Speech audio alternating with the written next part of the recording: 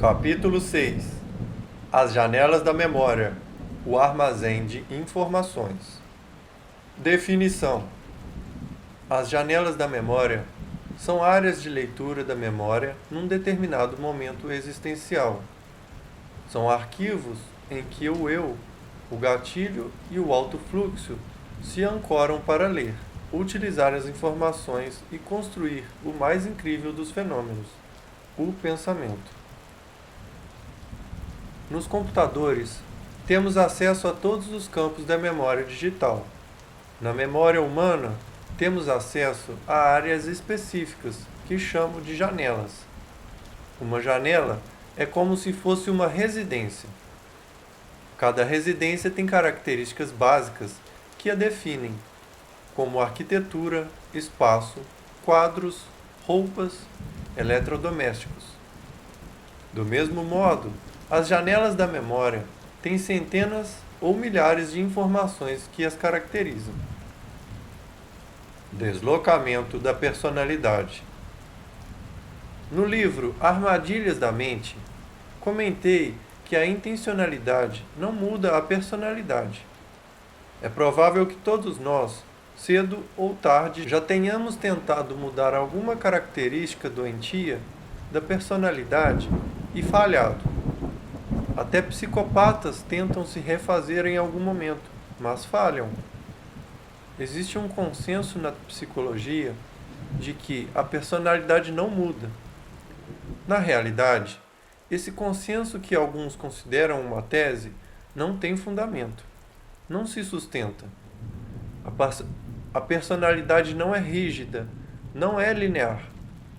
Ela está em um processo de mudança, ainda que seja na forma de microtransformações. A personalidade se desloca ou se transforma quando se muda a base das janelas da memória e quando o eu é equipado para ser líder de si mesmo. Os ataques de pânico, por exemplo, têm grande chance de descolar a formação da personalidade porque formam janelas killer poderosas, encarcerantes, capazes de construir um núcleo de habitação que sequestra o eu.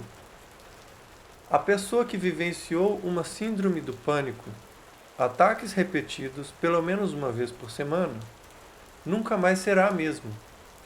Poderá se tornar um ser humano muito melhor, mais dosado, sereno, altruísta, após a superação da síndrome. Mas as mudanças estruturais da personalidade indicam que sairá do processo diferente.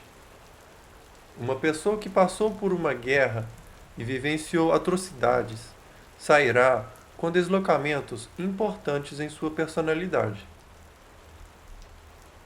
A intencionalidade do eu não muda a personalidade.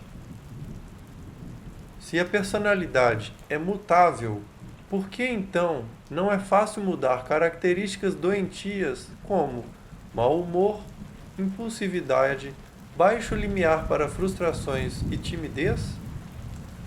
Porque a intenção ou o desejo de mudança produz uma janela solitária e, além disso, frequentemente pobre, com poucos recursos. Uma característica de personalidade precisa de um núcleo de habitação do eu, uma plataforma de janelas, um bairro todo na cidade da memória para ter sustentabilidade. Enfim, para ser encontrada espontaneamente pelos fenômenos inconscientes, como o gatilho da memória. Uma pessoa é tímida ou ousada não porque seu eu o determina, mas porque há milhares e milhares de janelas espalhadas nos campos de sua memória. O impulsivo, do mesmo modo, tem imensas plataformas de janelas em seu córtex cerebral que são facilmente encontradas e o levam a reagir do modo bateu-levou.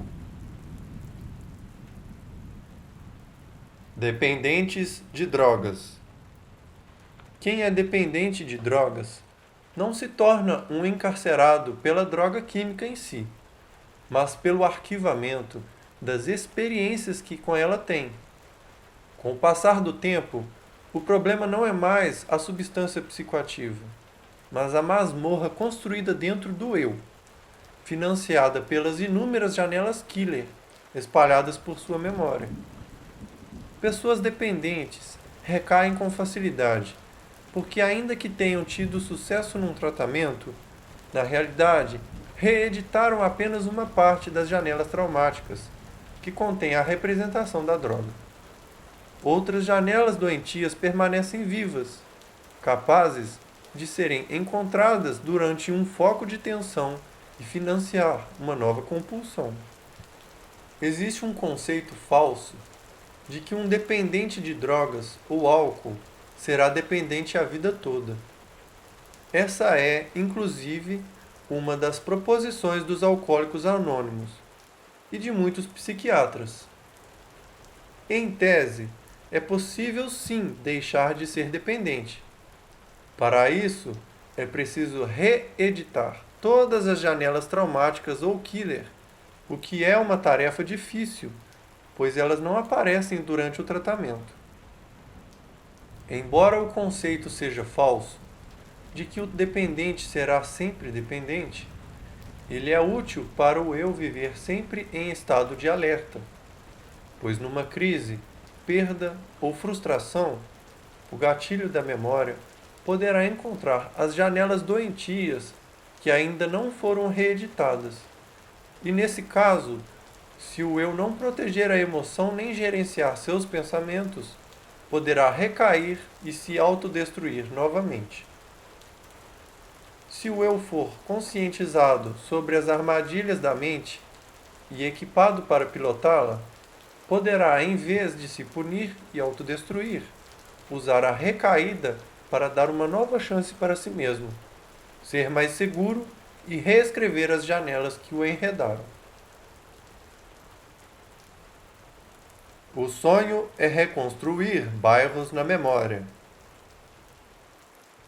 Usando a metáfora da cidade, são os bairros, e não as residências solitárias, que definem e representam as características da personalidade. A maioria dos seres humanos leva para o túmulo as características da sua psique que mais destacam porque não constroem uma agenda para reurbanizar os bairros da sua memória, que contém esgoto a céu aberto, praças mal iluminadas, ruas esburacadas, casas em ruínas. Essas pessoas não sabem que, apesar do desejo efetivo de mudança, estão produzindo janelas solitárias, as quais, quando atravessam um foco de tensão, ficam inacessíveis. Nem o eu, e muito menos o fenômeno do gatilho de memória, as encontram. Portanto, não conseguem dar sustentabilidade às mudanças que desejam. Tais pessoas vivem prometendo para si e para todos que vão mudar, que serão mais pacientes, seguras, proativas, generosas, afetivas, autocontroladas. Algumas choram e entram em desespero, mas continuam as mesmas.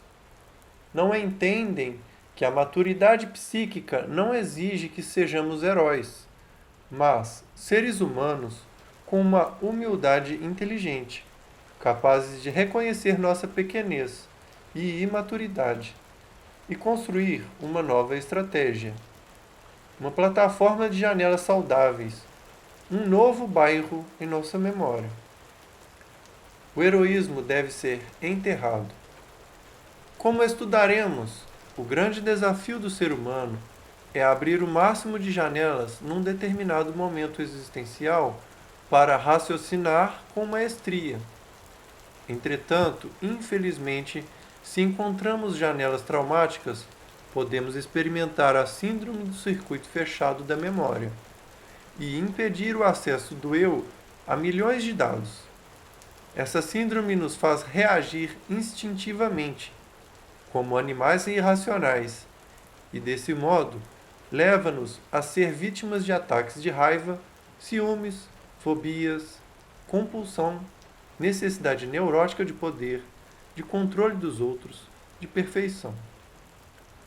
Que estratégia você usa para ser autor da sua história?